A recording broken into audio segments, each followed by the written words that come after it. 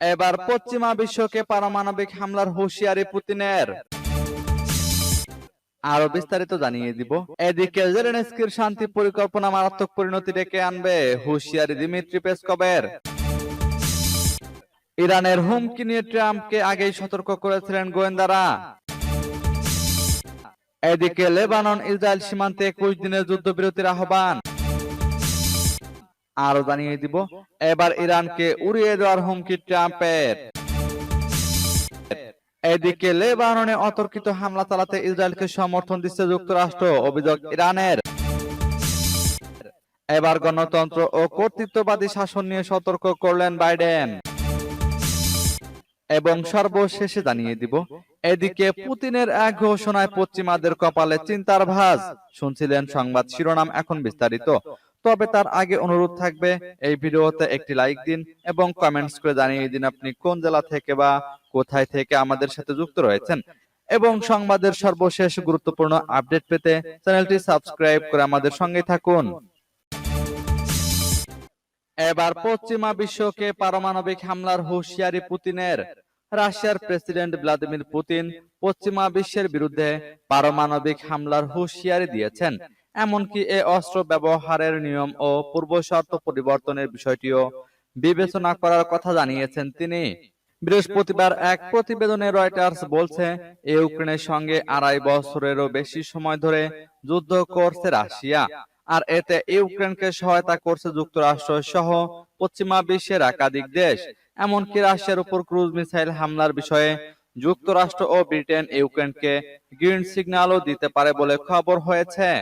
এই রিপোর্টটি প্রকাশ্যে আসার পরই কঠোর হুঁশিয়ারি দিয়েছেন রাশিয়ার প্রেসিডেন্ট ভ্লাদিমির পুতিন।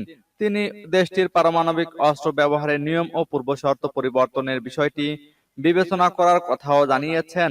এতে আরো বলা হয়, প্রেসিডেন্ট ভ্লাদিমির পুতিন বুধবার পশ্চিমা বিশ্বকে সতর্ক করে দিয়ে বলেছেন, যদি প্রচলিত ক্ষেপণাস্ত্র দিয়ে রাশিয়ায় আঘাত করা হয়, তাহলে জবাবে রাশিয়া পারমাণবিক অস্ত্র ব্যবহার করতে পারে। প্রেসিডেন্ট পুতিন বুধবার রাশিয়ার নিরাপত্তা কাউন্সিলের সঙ্গে বৈঠক করেন। সেখানে তিনি আরো বলেন, কোন পরমাণু শক্তিধর দেশের সমর্থনে যদি অন্য কোনো দেশ রাশিয়ায় হামলা চালায়, তবে তারা সেটিকে যৌথ হামলা বলে বিবেচনা করবেন না, আর সেক্ষেত্রে তারা পারমাণবিক অস্ত্র ব্যবহার করবেন। এদিকে জেলেনস্কির শান্তি পরিকল্পনা মারাত্মক পরিণতি ডেকে আনবে, হুঁশিয়ারি দিমিত্রি পেসকভের। ইউক্রেনের প্রেসিডেন্ট ভলোদিমির জেলেনস্কির প্রস্তাবিত শান্তি পরিকল্পনাকে একটি মারাত্মক ভুল বলে অভিহিত করেছে ক্রেমলিন, যা কিয়েভের জন্য মারাত্মক পরিণতি ডেকে আনতে পারে।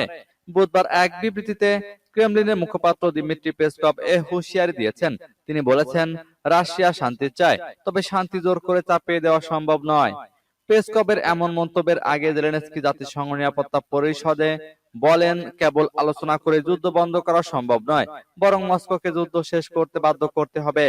রাশিয়া এবং ইউক্রেনের মধ্যে চলমান এই সংঘাতের মধ্যে উভয় পক্ষের এই অবস্থান শান্তি আলোচনার ভবিষ্যৎকে আরো অনিশ্চয়তার মধ্যে ঠেলে দিয়েছে। সূত্র আল জাজিরার। ইরানের হুমকি নিয়ে ট্রাম্পকে আগেই সতর্ক করেছিলেন গোয়েন্দারা, দাবি রিপোর্টে। সাবেক মার্কিন প্রেসিডেন্ট ও রিপাবলিকান প্রার্থী ডোনাল্ড ট্রাম্পকে ইরানের বাস্তবিক ও সুনির্দিষ্ট হুমকির ব্যাপারে সতর্ক করেছিলেন গোয়েন্দারা। ট্রাম্পের প্রচার শিবির মঙ্গলবার এক বিবৃতিতে একথা জানিয়েছে, খবর বিবিসির। বিবৃতিতে বলা হয়, যুক্তরাষ্ট্রকে অস্থিতিশীল করা এবং বিশৃঙ্খলা সৃষ্টির চেষ্টায় ইরানকে ট্রাম্পকে হত্যার পরিকল্পনা করেছে। ফলে ইরানের কাছ থেকে ট্রাম্পের প্রাণনাশের হুমকি আছে বলে তাতে অভিহিত করেছিলেন গোয়েন্দারা। তবে যে হুমকির কথা বলা হচ্ছে সেটি নতুন নাকি আগে যে হুমকি সামনে এসেছিল, সেটি এ বিষয়টি তাৎক্ষণিকভাবে স্পষ্ট হয়নি। ইরান সরকার তাৎক্ষণিকভাবে এ বিষয়ে কোনো মন্তব্য করেনি। তবে তেহরান এর আগে যুক্তরাষ্ট্রের অভ্যন্তরীণ বিষয়ে হস্তক্ষেপের অভিযোগ অস্বীকার করেছে। ট্রাম্প বুধবার সোশ্যাল মিডিয়া এক্সে এক পোস্টে লিখেছেন, ইরানের কাছ থেকে আমার জীবনের জন্য বড় ধরনের হুমকি আছে। তারা এরই মধ্যে সে চেষ্টাও করেছে, তবে তা সফল হয়নি, কিন্তু তারা আবারও চেষ্টা করবে। হামলাকারী তাকে হত্যার ইচ্ছা নিয়েই হামলা চালিয়েছিল বলে ট্রাম্প উল্লেখ করেন। তাকে 2 বার হত্যা করার চেষ্টা চলেছে।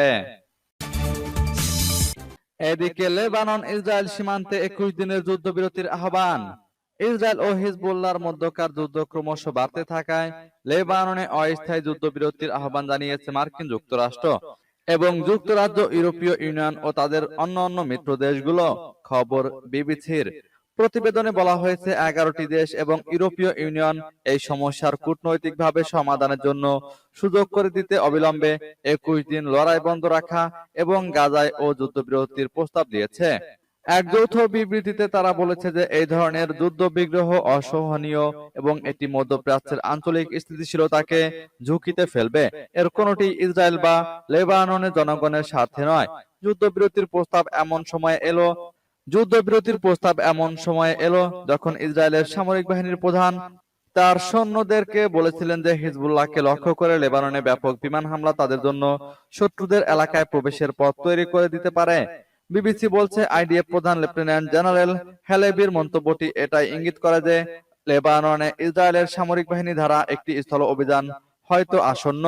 যৌথ বিবৃতিতে স্বাক্ষর করেছে যুক্তরাষ্ট্র, অস্ট্রেলিয়া, কানাডা, ইউরোপীয় Union, France, Germany, Italy, Japan, সৌদি আরব, সংযুক্ত আরব আমিরাত, যুক্তরাজ্য ও কাতার। নিউ ইয়র্কে জাতিসংঘের সাধারণ পরিষদে বিশ্ব নেতাদের বৈঠকের পরে এটি হয়েছে। এবার ইরানকে উড়িয়ে দেওয়ার হুমকি ট্রাম্পের। মার্কিন প্রেসিডেন্ট নির্বাচনে ডোনাল্ড ট্রাম্পের ক্ষতি করতে চাইলে ইরানকে উড়িয়ে দেওয়া হবে। তেহরানকে তার জীবনের জন্য হুমকি উল্লেখ করে এই হুঙ্কার দিয়েছেন ডোনাল্ড ট্রাম্প। হিজবুল্লাহ ও ইসরায়েলের মধ্যে চলমান সংঘাত নিরসনে বিশ্ব সম্প্রদায় উদ্যোগ নেওয়ার সময় বুধবার মধ্যপ্রাচ্যের প্রভাবশালী দেশটিকে এই হুমকি দিলেন মার্কিন রিপাবলিকান প্রেসিডেন্ট প্রার্থী ট্রাম্প। খবর এনডিটিভির। যুক্তরাষ্ট্রের সাবেক প্রেসিডেন্ট ডোনাল্ড ট্রাম্প বলেন, আপনারা দেখছেন, আমাকে মারার জন্য দুবার প্রচেষ্টা চালানো হয়েছে। এই হত্যা প্রচেষ্টায় ইরান জড়িত থাকতে পারে। ট্রাম্প বলেন, আমি প্রেসিডেন্ট থাকলে অবশ্যই এসব হামলা নিয়ে আমার কাছে তথ্য আসতো। ইরান যদি ভবিষ্যতে আমার কোনো ক্ষতি করার চেষ্টা করে তাহলে তাদের শহরগুলো গুড়িয়ে দেওয়া হবে। বুধবার ট্রাম্প উত্তর ক্যারোলিনায় একটি প্রচারণা অনুষ্ঠানে বক্তৃতায় এসব কথা বলেন। এর আগে তার প্রচার শিবির দাবি করে ইরানের তরফ থেকে বাস্তব ও সুনির্দিষ্ট হুমকির বিষয়ে ট্রাম্পকে সতর্ক করেছেন মার্কিন গোয়েন্দারা। এদিকে লেবাননে অতর্কিত হামলা চালাতে ইসরায়েলকে সমর্থন দিচ্ছে যুক্তরাষ্ট্র, অভিযোগ ইরানের। লেবাননে ব্যাপক বোমাবর্ষণ ও বিমান হামলা চালাতে ইসরায়েলকে সমর্থন দিচ্ছে যুক্তরাষ্ট্র। ইরানের সর্বোচ্চ ধর্মীয় নেতা আয়াতুল্লাহ আলী খামেনি এই মন্তব্য করেছেন। খবর ইরান ইন্টারন্যাশনালের।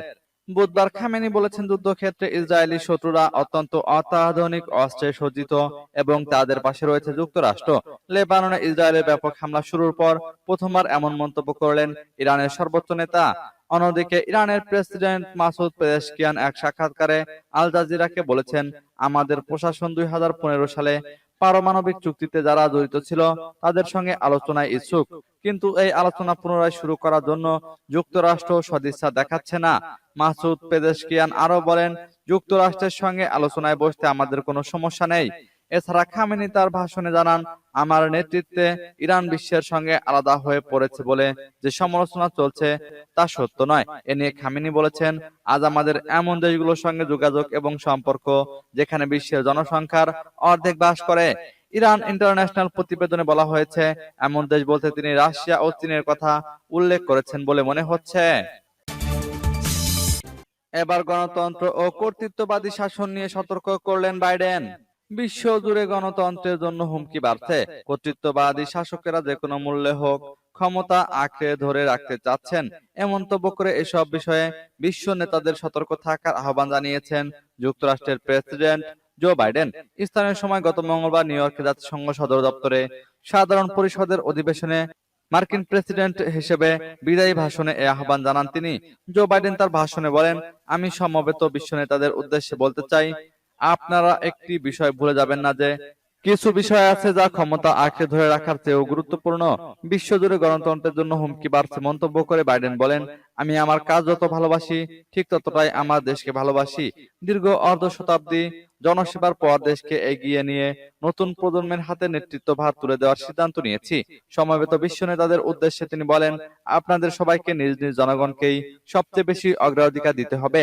মার্কিন প্রেসিডেন্ট আরো বলেন, গত 5 দশকে আমি ইতিহাসের নানা বাঁক বদল হতে দেখেছি। এই সময় বিশ্ব অনেক সংকটের মধ্য দিয়ে গেছে। আমাদের ভুলে গেলে চলবে না, এই বিশ্বকে আমরা আরো ভালো অবস্থানে নিয়ে যেতে পারি। এদিকে পুতিনের এক ঘোষণায় পশ্চিমাদের কপালে চিন্তার ভাঁজ। রাশিয়ার প্রেসিডেন্ট ভ্লাদিমির পুতিন বলেছেন, পরমাণু শক্তিধর কোনো দেশ পরমাণু শক্তি নেই এমন দেশকে সাহায্য করলে তা যৌথ আক্রমণ বলে ধরে নেওয়া হবে। ইউক্রেন যুদ্ধের মধ্যেই বুধবার দেশের পরমাণু নীতিতে পরিবর্তন আনার কথা জানিয়েছেন পুতিন। তার এই কাজ পরমাণু আক্রমণের রাস্তা প্রশস্ত করলো বলেই মনে করছেন বিশেষজ্ঞরা।